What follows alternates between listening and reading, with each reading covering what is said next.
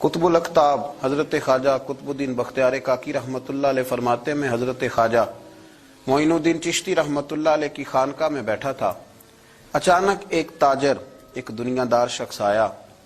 حضرت خواجہ معین الدین چشتی رحمۃ اللہ تعالی علیہ کے سامنے بیٹھے ہوئے آپ کے ایک مرید شیخ علی علیہ رحمہ جن کا نام تھا، ان کی طرف وہ تاجر تیزی سے بڑھا اور شیخ علی کا گریبان پکڑ لیا۔ میرے پیسے کب دو گے اور کتنے وعدے کرو گے؟ لاؤ میری رقم واپس کرو۔ حضرت خواجہ معین الدین چشتی رحمۃ اللہ علیہ ساری صورتحال سے بے خبر تھے، جلدی سے اٹھے اور اٹھ کر کے اس تاجر سے کہا کہ معمہ کیا ہے، بات کیا ہے؟ کہ حضور بہت عرصے تھے آپ کے اس مرید شیخ علی نے میری رقم دینی ہے اور واپس نہیں کرتا۔ خواجہ صاحب علیہ رحمہ نے شیخ علی کی طرف دیکھا اور فرمایا یہ معاملہ کیا ہے؟ عرض کی حضور غریب ہوں، کمزور ہوں، تنگ دست ہوں، قصدن ایسا نہیں کر رہا، اس سے کچھ مہلت لے چکا ہوں، وہ ختم ہوئی، اب اور مہلت کا سوالی ہوں، پر یہ مجھے مہلت دینے کو تیار نہیں ہے۔ خواجہ اجمیر علیہ رحمہ نے اس تاجر کی طرف دیکھا اور فرمایا غریب ہے، مجبور ہے، اس وقت تنگ دست ہے، اس کو کچھ مہلت دے دو، یقیناً تمہاری رقم لوٹا دے گا۔ اس نے حضرت خواجہ علیہ رحمہ کے ساتھ بھی توہین آمیز لہجہ معاذ اللہ اختیار کیا، ابھی لے کر کے جاؤں گا، پوری رقم لے کر کے جاؤں گا، ورنہ نہ صرف یہ کہ اسے رسوا کروں گا بلکہ میں اسے بازاروں میں کھینچوں گا۔ خواجہ قطب علیہ رحمہ فرماتے ہیں جتنے لوگ وہاں بیٹھے تھے ان سب کی طرف جب شیخ علی دیکھتے تو کمزور پڑتے، روتے، میرے پیر بھائیوں کے بیچ آ کر سرعام اتنے لوگوں میں میری اتنی رسوائی کر ڈالی۔ خواجہ اجمیر نے اپنی اس مرید کی آنکھوں میں جب آنسو دیکھے تو بڑا ہی دل نرم ہوا، اس کو کہا کچھ مہلت دے دے، اس نے کہا نہیں مجھے تو ابھی اپنی رقم چاہیے۔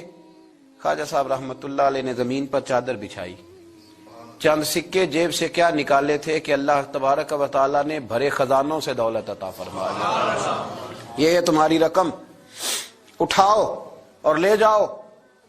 تمہیں فقیروں کو اس طرح رسوا نہیں کرنا چاہیے تھا، تمہیں خانقاہوں میں بیٹھے ان سادہ اور کمزور لوگوں کے ساتھ یہ رویہ روا نہ رکھنا چاہیے تھا۔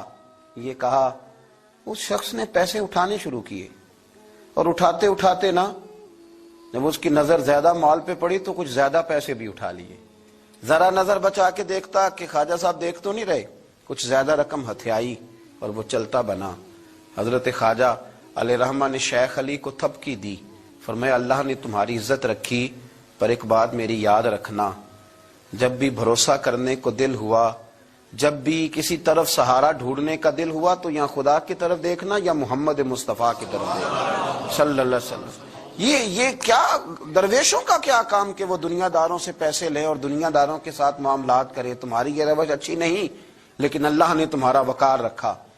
خواجہ قطب کہتے ہیں وہ بات تو ختم ہو گئی، لیکن شیخ علی کے چہرے پر کئی دنوں تک افسردگی رہی۔ وہ ان سب لوگوں کو پلٹ پلٹ کے دیکھتے جن کے سامنے آ کے اس نے گریبان پکڑا تھا تو بیچاروں کی طبیعت بگڑتی، دل پہ افسوس ہوتا، اس کو ایسا نہ کرنا چاہیے تھا، میری غریبی کا یوں مذاق نہ اڑاتا۔ کہتے ہیں چند ہفتے گزرے تو اس تاجر کو ہم نے دوبارہ خواجہ صاحب کی خانقاہ میں داخل ہوتے دیکھا، لیکن اب کہ وہ بڑا ہی پریشان آیا، اب کہ وہ بڑا ہی افسردہ آیا، اب کہ وہ آیا تو ہانپتا کامتا تڑپتا آیا، چادر بڑی ساری اوڑھ رکھی ہے، آتے ہی حضرت خواجہ کی خدمت میں بیٹھا، تڑپ کے رونے لگا، کہنے لگا اجمیر کے بادشاہ بھول گیا تھا، معافی ہو سکتی ہے، غلطی ہو گئی تھی، درگزر کا سوالی بن کے آیا ہوں۔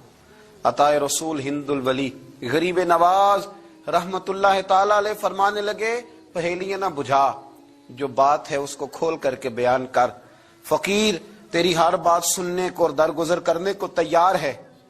اس نے اپنا ہاتھ چادر کی اوٹ سے نکالا تو کہنے لگا حضور خشک ہو گیا، اٹھتا ہی نہیں، حضور تکلیف میں ہوں، آزمائش میں ہوں۔ ہوا دراصل یہ تھا کہ میں نے نا وہ میں نے سکے اٹھاتے اٹھاتے نا آپ سے نظر بچا کے کچھ زیادہ اٹھا لیے تھے، تو آپ کی ناجائز دولت، میں نے آپ کی دولت کو ناجائز حاصل کر لیا تھا، تو حضور اس سبب سے میرا ہاتھ چھل ہو گیا، مجھے اتنے لینے چاہیے تھے جتنے میرے بنتے تھے، میں نے ناجائز پیسے لے لیے۔ خواجہ اجمیر فرمانے لگے دنیا دار ہے تو ابھی تک دنیا داری میں ہی اڑا ہوا ہے، تو دنیا دار ہے تو ابھی تک تیرا خیال سکوں میں، پیسوں میں، دھیلوں اور اشرفیوں میں اڑا ہوا ہے۔ فرمانے لگے مجھے پتا تھا تو زیادہ اٹھا رہا ہے، لیکن فقیر کے پاس جو خزانے ہیں وہ اس کے ذاتی نہیں، وہ رب کریم کے دیے ہوئے ہیں۔ اللہ کے خزانوں میں سے کوئی لے گیا تو لے گیا، لیکن تو یہ کیا سمجھتا ہے کہ زیادہ سکے اٹھانے کی وجہ سے تیرا ہاتھ چھل ہوا ہے؟ یہ اس لیے تیرا ہاتھ خشک ہو گیا ہے کہ تو نے ایک فقیر اور درویش کو بھرے مجمع کے اندر رسوا کر ڈالا تھا۔ تیرا زیادہ پیسے لینے کی وجہ سے ہاتھ کمزور نہیں پڑا، بلکہ وہ جو تو نے اس غریب کے گلے میں ہاتھ ڈالا تھا اور اسے رسوا کر ڈالا تھا، تو کیا سمجھتا ہے وہ لاوارث ہے؟ اگر وہ کمزور ہے، تنگ دست ہے، تو بندہ تو رب کریم کا ہی ہے نا۔ جو تاجر، سیٹھ، نواب اور ذمہ دار کا رب ہے، غریبوں کا بھی وہی رب ہے، ان مسکینوں کا بھی وہی رب ہے، ان کمزوروں کا بھی وہی رب ہے۔ کہنے لگا حضور معافی کا سوالی ہوں۔ فرمایا اٹھ کے جا اور بھرے مجمع میں جا کے ایک دفعہ اس درویش سے معافی مانگ، مجھے امید ہے عرش کا رب تیرے سارے گناہ معاف فرما دے گا۔ ایک دفعہ معافی مانگ لے، جا سوال کر لے۔ وہ شیخ علی کے سامنے آ کے کھڑا ہوا، وہ کہنے لگا اگر آپ معاف کر دیں تو میری تکلیف دور ہو جائے گی۔ شیخ علی کی آنکھوں میں چھم چھم آنسو برسے۔ کہنے لگا آپ نے معاف کیا کہ نہیں کیا؟ کہنے لگے یار تو تاجر ہے، تو ذمہ دار ہے، تیرے دل میں پتہ نہیں کیا تصور ہے، پر میں نے تو معاف کرنا ہی ہے، اس لیے کہ نہ میں تاجر ہوں، نہ میں ذمہ دار ہوں، نہ میں دنیا دار ہوں، میں تو غریب نواز کا ماننے والا ہوں۔ میری مجبوری یہ ہے کہ جس شخص کا میں نوکر ہوں نا، اس نے سکھایا ہی معاف کرنا ہے، جس کے در دولت پہ میں رہتا ہوں انہوں نے درگزر کرنا سکھایا ہے۔ ادھر جب معافی ہوئی تو خواجہ اجمیر نے تھپکی بھی دی، دعا بھی فرمائی، رب کریم نے شفا عطا فرما دی۔ تو خواجہ اجمیر فرمانے لگے میاں جا، تیری تندرستی ہوگی، چلا جا۔ کہنے لگا حضور اب کس نے جانا ہے، اب تو میں تیری دہلیز پہ جھاڑو دیا کروں گا۔